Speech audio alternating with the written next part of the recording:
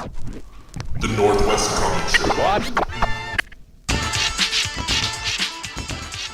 Hey, it's Casey Okupi with the Northwest Comic Show. I'm here with Chris Anderson and David Accampo. How are you guys doing here at Rose City? Great. So far, so good. Yeah. Excellent. Okay, so you two work together as a team on comics occasionally, right? Or all the time? A lot of the time. As much as we can, yes. Exactly. What is it about your teamwork that makes it work? Question. We don't hate each other. That helps. And then I just draw whatever I want. Oh, wow. Yeah, right. All right. You let this guy draw whatever he wants, and you let him write whatever he wants, right? Exactly. So it works out. Yeah, no, we have a good teamwork. I've been a writer for a long time. I've known Chris for a while. I'm really impressed by his art, and we just have similar sensibilities. We kind of came up in the same era of comics, and so we have a lot of the same, reference points. And I pitched him stories, and he's like, "That's great. I want to draw that." And then, we've just sort of I guess evolved our relationship from there, where I write, he draws, then I come back and I letter and design the book, and you get something that looks like this. Lost Angels. Yeah. What can we say that's about?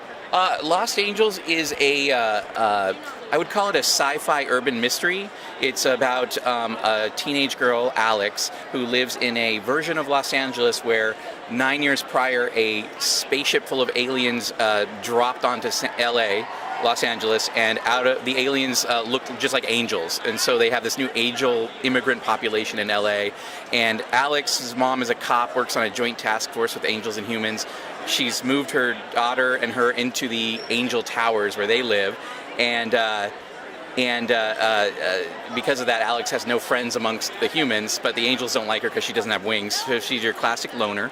But she attends a high school, an integrated high school for angels and humans. And our story in this one is about the tensions that rise there, especially after a kid dies from an alien drug overdose, and she is the only one who can solve the mystery. And that's the elevator pitch. Yeah. Nice. That's a good elevator pitch. Long elevator ride. Yeah. Yeah. No, it sounds very interesting. Why are you interested in some sort of religious aspect? I'm wondering why they look like angels. Good question. I think that the religious aspect comes into it in that if aliens did come down and look just like angels, you'd have a portion of the populace that would think, "Oh my God, this is a sign from the heavens." And so, but others would look at it and see, "Oh my God, they're immigrants and they're going to take our jobs," And I wanted to play with all of that conflict, all of that rising tension. I also like the idea of they essentially live in a ghetto, but it's a vertical ghetto that's way up in the sky. And what does that mean if these immigrants can fly and you can't? And we wanted to play off of that contrast. Wow. Okay. So are there metaphors within this book that reflect our current society? Would you say?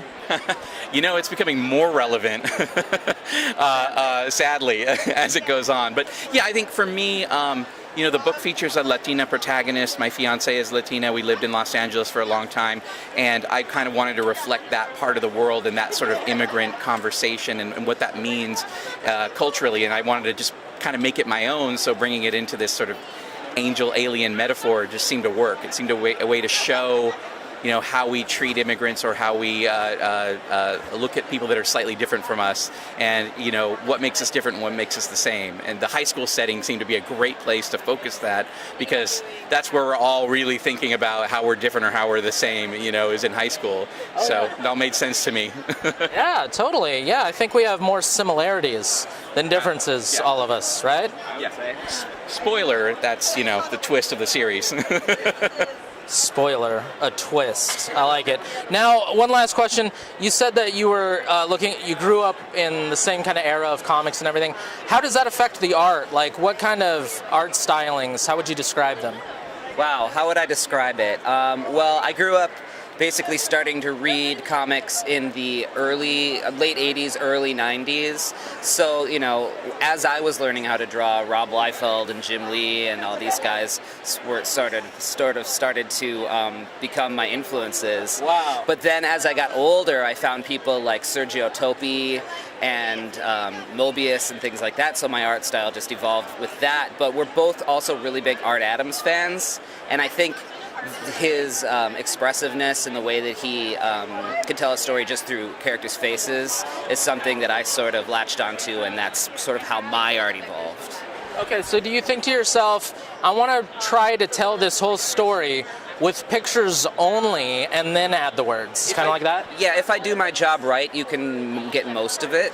You know, there's certain details that you could probably only get through with writing, but I try to tell as much as I can just through the pictures. That's a sign of a good artist, people. Pay attention. All right? Thank you. Thanks, guys. Absolutely. Yeah, sure, absolutely. Thank you. Thank you so much. Appreciate it.